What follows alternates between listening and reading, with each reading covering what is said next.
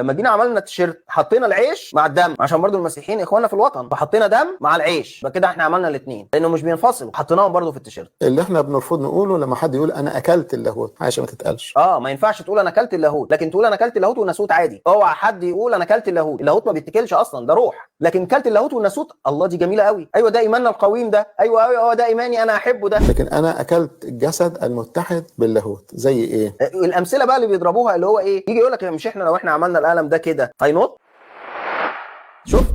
فعشان كده احنا بناكل اللاهوت والناسوت، اللي هو اي بتنجان في الاخر يديك مثال على اي حاجه في الدنيا مالهاش يمكن علاقه بموضوعنا خالص، ويقوم قايل ايه، شفت اهو الموضوع بسيط. لما يكون في رغيف سخن ولعه لدرجه لما قطمت منه قطمه بقك التهب من النار دي، ما تقولش انا اكلت نار، قلت تقول انا اكلت رغيف سخن ولعه. فاحنا ناكل جسد المسيح المتحد. انت ما اكلتش نار طبعا، لان العيش ما كانش جواه نار، هو كان سخن، لكن انت ايمانك ان اللاهوت جوه العيش متحد بيه، يعني هو ما بيجيبش العيش يبقى جواه مثلا عود كبريت مولع وبياكله، لو عمل كده هو مالوش، هو ما فيش اصلا علاقه بالنار اصلا، يعني ما فيش اي علاقه بالنار، هو كان جوه سخن طلعته كلته. انما اعتقاد المسيحيين ايه، لا اللاهوت متحد بالناسوت. شفتوا اللبس، شفتوا ازاي بيلبس الحق بالباطل. اهلا بيك.